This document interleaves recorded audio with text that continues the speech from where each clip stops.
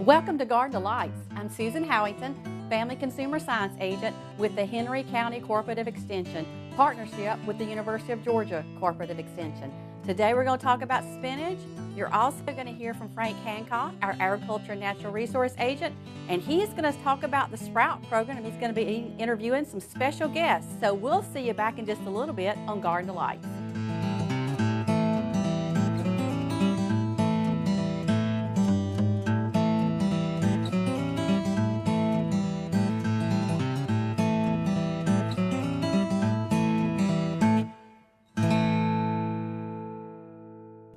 Welcome back to Garden Delights. Today we're going to be talking about spinach, and I will tell you this recipe is going to be so awesome and it's so tasty.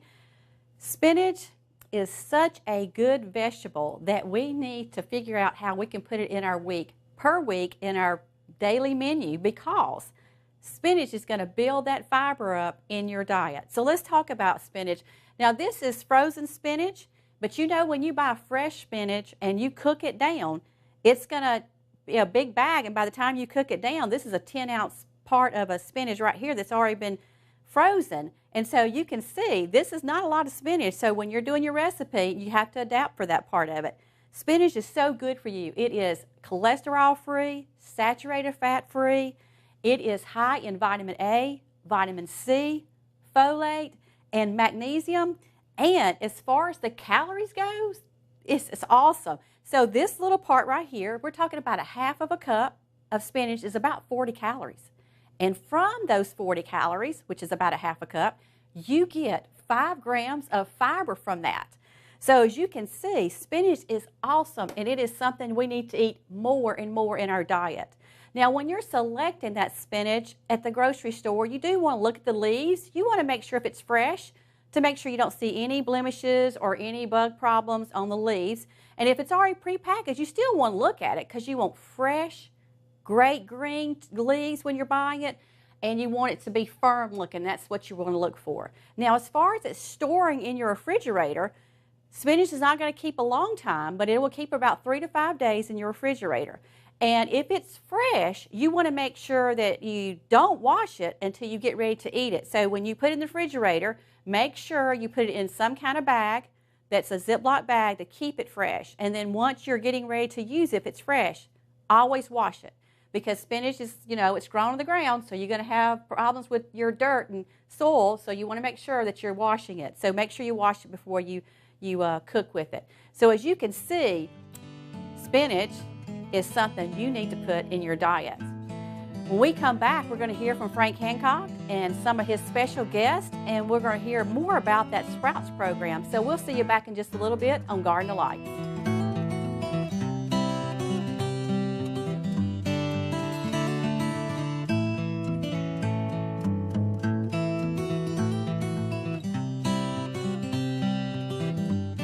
Okay, today I thought we'd do something a little bit different. I think we pruned a fig bush last time, so I think we'll do a little different this time. This morning I've got Audrey Flynn from the Fairview Public Library here with me, and I've also got Laura Parks. Laura's the president of our Master Gardeners here in Henry County, and Audrey is a children's specialist at the library. We want to talk about the Master Gardener Sprouts program. This is a new program. It's been out for a little over a year, and the Henry County Master Gardeners started implementing that program. It's a children's program to teach young children about horticulture, and they have done that in conjunction with the public libraries. They do it at some schools. It's a 6 program class so there's 6 parts to it. Some places will do all 6 of them in the same week. In the case of the library, I think we do 1 class a week, so over a 6-week period they take care of them. And I'm just going to let Laura, she's been involved with this program from the beginning, and I'm going to let her tell you a little bit about how we got started with it and what we do, and whatever else she wants to tell us about here this morning. Thanks, Frank. I'm very excited about the Henry County Master Gardener program, and especially about MG Sprouts, because I've worked with children for years. This is a great way to teach children about gardening and about all the aspects, not just sticking a seed in the dirt and watching it grow, but what is soil and what do the bugs do for you, and what are the different vegetables and plants you can grow. And even the last session gets into trees. So we were very excited when we found out about this program, and I went to Audrey and said, we've got this amazing program that we would be glad to do for you. And she was generous enough to let us come into the Fairview Library. We've done it twice now at the Fairview Library and once at the Cochran Library. And the kids have really enjoyed it. The parents have enjoyed it. The Master Gardeners volunteer to do the program so that it's not a problem for the libraries to let us in to do it, because the Master Gardeners volunteers come in and we do everything. We bring all the supplies. And all those volunteers that volunteer to help you, they come back really excited about it when they get finished. Yes, they do. Doing the program. I'm wondering if they get more out of it than anybody else. But, Yeah, when you work with kids, you usually do. Yeah. So, and then Audrey, from your perspective, they brought it to your library to do it. But I understand you even read the books when time comes to read the books to them. We looked for all of the books in our library system and made sure that we had them all. I personally have bought them all as well. They're all great books. The extension people picked out the appropriate books for what they wanted to teach the kids. They created the whole program much like what we do at the library with our kids.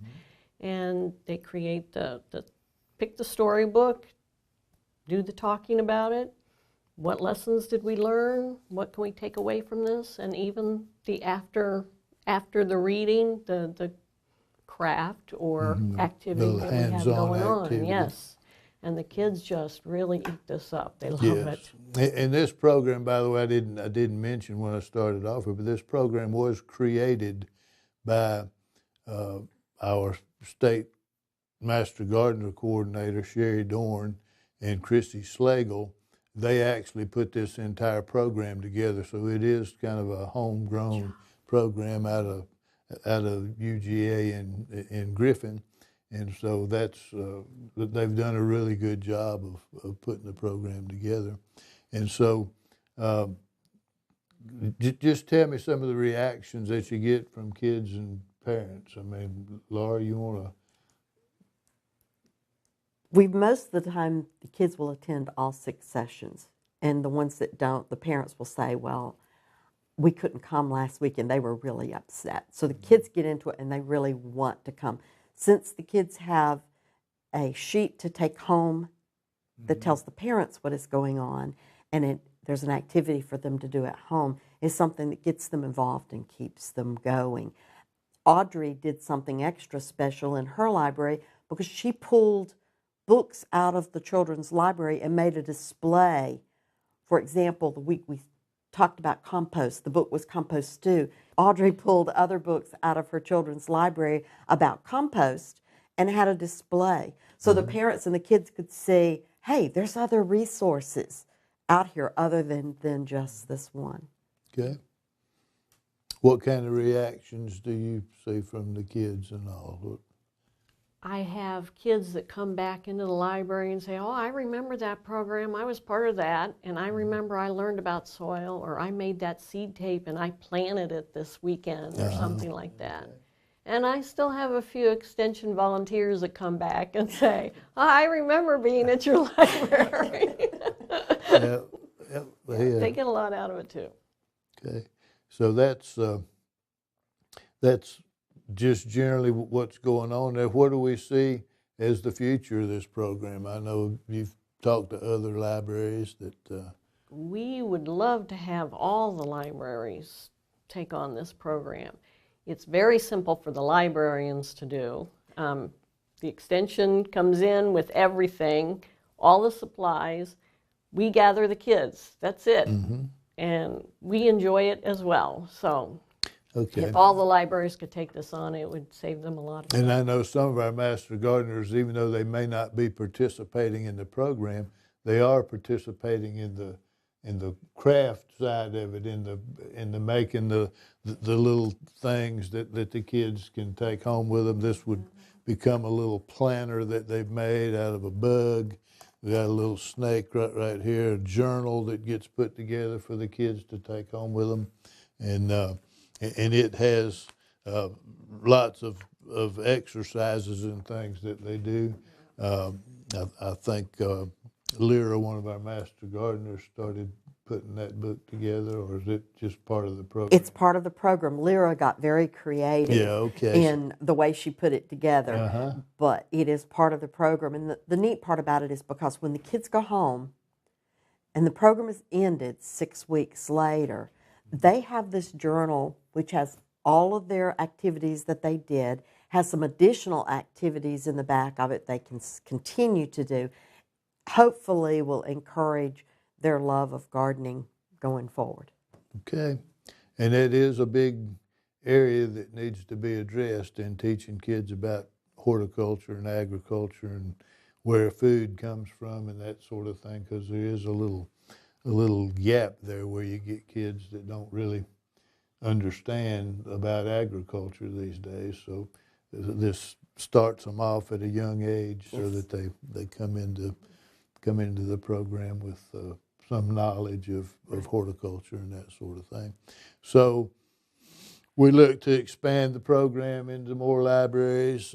There's some schools, scheduling at the schools a little bit difficult when you got a 6-week program to do. You know, a lot of times you go in and talk to them and maybe do one exercise, but as we move forward here, we plan to get more involved with schools and get it going there. But the public library has been a good partner with us for implementing this program, and there's a lot of excitement with the master gardeners, and I hope that excitement boils over into the library system also. And so that's kind of what we wanted to talk about today. This program is going on. You can contact the Fairview Library and find out when the next one is starting there, or contact Laura Parks or call our office here, and we'll inform you where the next program is starting. And we're going to continue doing it. And right now we're going to go in the kitchen and see what Susan is fixing.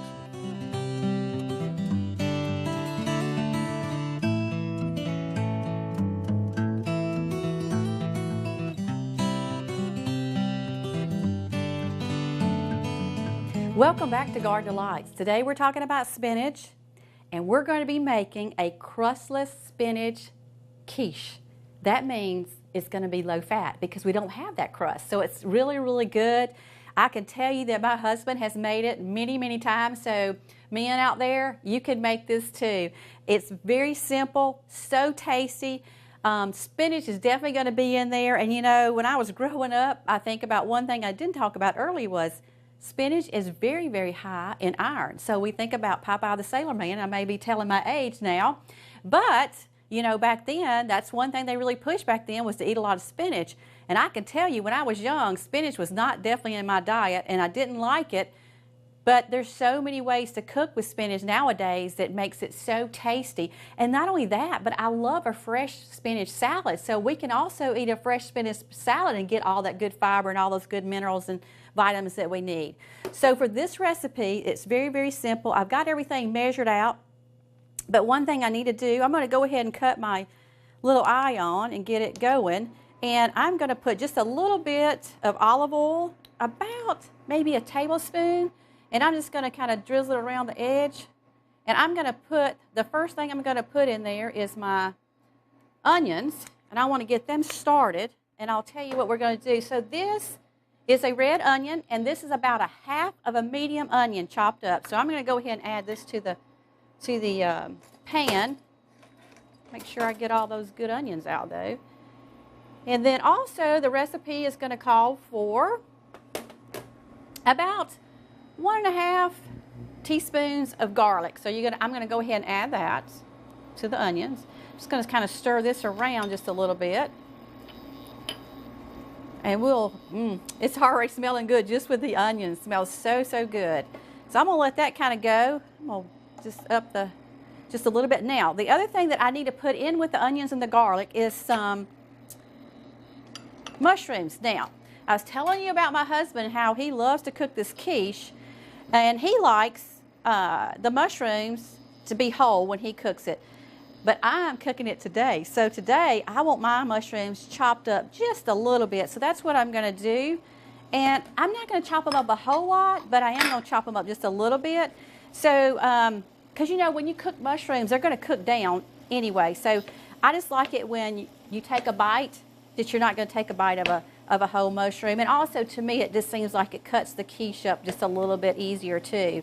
So all I'm gonna do is I'm just kind of going through it, the motion of kind of chopping these up just a little bit, not a whole lot. I'm just going to get sideways with them, just enough to give a little bit of taking away some of that wholeness from them, and that's all I'm going to do. So that looks good, and you know, it's gonna when I start cooking these mushrooms too, it will definitely cook down, so I'm not going to worry about it too much. So I just kind of chopped them just a little bit, and the recipe will say that you can just use sliced mushrooms. So if you have whole mushrooms that you've bought and you want to slice your own, I will just tell you to leave them whole if you want to. Just slice the mushrooms thinner, and they should do fine when they do when you cook the quiche too. So I want to make sure I get all those, and it's going to tell you about a cup of mushrooms. So that's what I have. Get all of them in there. And I am going to bump my heat up just a little bit to get it going. So I'm just going to saute this.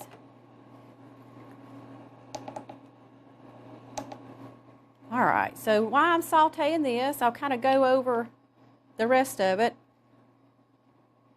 And you don't want to have to cook it too long. You just want to get the mushrooms to where they're getting a little soft, and the onions are getting where they need to be as far as being soft. So it's not going to take long. Got that going, smelling really, really good. So while that's cooking, let me kind of go over the recipe to tell you what else we're going to do. So it's also going to tell you you're going to need a 10-ounce frozen spinach. And you can see frozen spinach is going to have a lot of water in it. So in the recipe, it's going to tell you to take that frozen spinach out, and you're going to let it thaw out, and you're going to drain a good bit of the water off, because you don't want the quiche full of water. So you want to make sure that you have drained that, and you can see this really doesn't have much water at all in there. So that is perfect. So what we're going to do is stir this around just a little bit. You can, if you could just smell it, it smells so good. And the onions are softening up, and that's what I want. And I like the red onions, gives a little color to this quiche. So stir it around a little bit more. And the next thing you're going to do on your recipe is you're going to put the spinach in with this part. So I'm going to go ahead and add the spinach, kind of stir it around so it can get softened up a little bit too, and mixed in with the onions and the mushrooms. And it's not going to take long for this to be almost where I need it to be. And I really want to try to get the spinach kind of separated out, because that's your whole goal. You want to kind of have it separated out, so when you do put the quiche together, you have all that not all in one place as far as the spinach goes. And this is a very, very simple recipe. If you have everything ready to go, by the time you put it together, you will have quiche before you know it. And you know, a lot of people think quiche you got to have it at breakfast, but this quiche to me is something you can eat any time of the day, for lunch, supper, it doesn't matter. You just can eat it any time. So this is about where I want it. And if you can see, by draining the spinach, you don't have to worry about trying to cook it down to get some of the water out. So I drained it really, really well. And all I'm really doing, I'm making a mess, I can see. Let me get it back in that skillet. So I just want the spinach a little warm, because when you take it out of that box, when it's frozen, you let it get thawed out, it's still going to be a little cool to it. So this is about where I want it, right about here as far as cooking it, because I'm going to end up putting this all together. And so you don't want to cook it totally because you're going to end up baking it for 45 minutes. So let me grab me a bowl down here. I am going to see if I can put it all into that one container, and if I can, I'm going to try it. If I can, I'll use my bowl. So for the recipe, it's going to tell you to add the next ingredients. So I'm going to tell you that this one doesn't have a lot of cheese in it as far as high-calorie cheese. This is cottage cheese, and it's about a cup, and this is fat-free cottage cheese. So I'm going to go ahead and add this to the mixture. See if I can just get it all into this one skillet. Oh, and this smells even better now that I've added the cottage cheese to it. All right, and then you're going to add, this is artichoke hearts, and you're going to need about a cup of those. And you do drain off any of the liquid from the container that you bought it in. And then also it's going to tell you to chop them up. So you don't want to leave them whole, because if you leave them whole, they're not distributed all through that quiche. So I'm going to go ahead and add that. And I'm going to stir this around a little bit. Oh, it smells so good. And I love artichokes too. So it just, to me, it just gives a great taste to the quiche. All right, so we got to keep it together now. I'm going to go ahead and add my little salt and pepper, and I'm just going to do a little bit just to taste. And this is salt and pepper kind of mixed together, and I'm just going to kind of sprinkle it on top. And I probably won't use all this, but just enough to give it a little taste. And then you're also going to need 3 eggs, and those eggs are going to be what's going to bind that quiche together. And I'm going to kind of whisk them together just to have those where they'll go in there a lot together instead of separated out. So I'm just going to kind of mix them just a little bit. And I'm going to pour that egg mixture over the quiche part. I'm going to get all my eggs out. And let's see if I can do some more stacking here. I think I've got a paper towel I can use to the side here. All right, so I am going to just mix this to where I have the eggs mixed in really good with the quiche. And you can see this makes a really nice pie shell quiche. But I do want to make sure I get all the eggs mixed in with it. And you can see by just adding a little bit of the cottage cheese and a little bit of the artichoke hearts, it brought a little bit of liquid, plus the eggs too is going to bring a little liquid to it also. And you can see that I barely did brown those mushrooms, which makes it really nice, because when you bake it, they're going to get even softer as you bake the quiche up. So this is exactly what I want.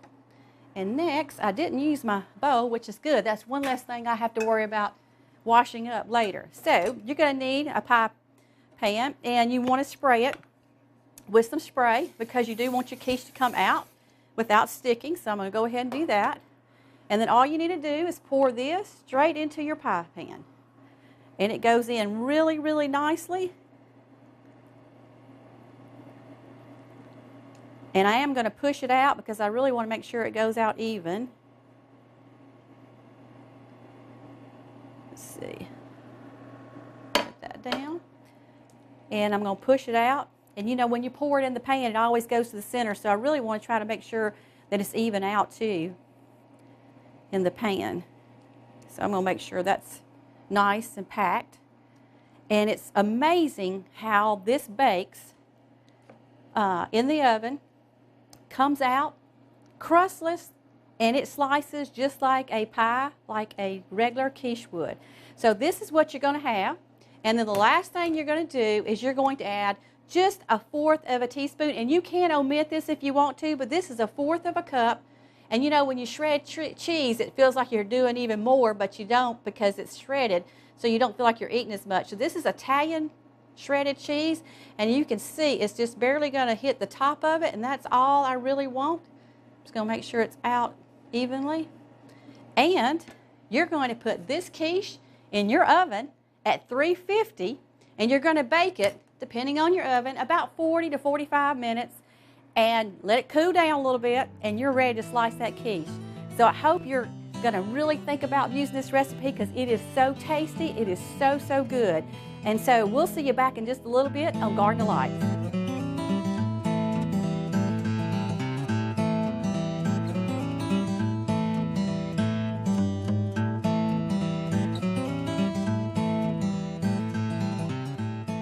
Welcome back to Garden of Lights. Frank, this is what we call crustless spinach quiche, and it smells so, so good. Crustless spinach quiche. Yes. All right. You ready? I'm ready. I am too. I am so excited about this. I don't believe I ever had any crustless spinach I know, and quiche. see the good thing about it, it's going to be so healthy for you. See if I I can need get it out. some healthy. You need some healthy? I'm going to touch it with my finger too. I don't think it's going to be too hot, but it's going to be pretty warm. So don't burn your mouth. And you can see it's crustless and it's coming out just like a quiche should. It's good. I am looking forward to it. Mmm. That's good. And it's still warm too. It is good. It's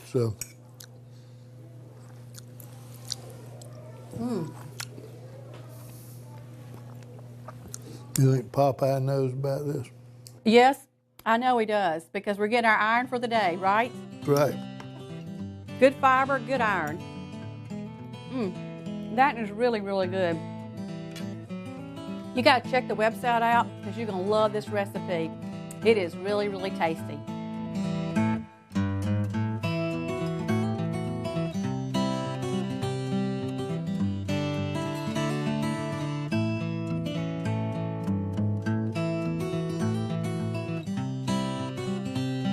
Frank and I will see you back next time on Garden of Lights. Okay. I'm eating.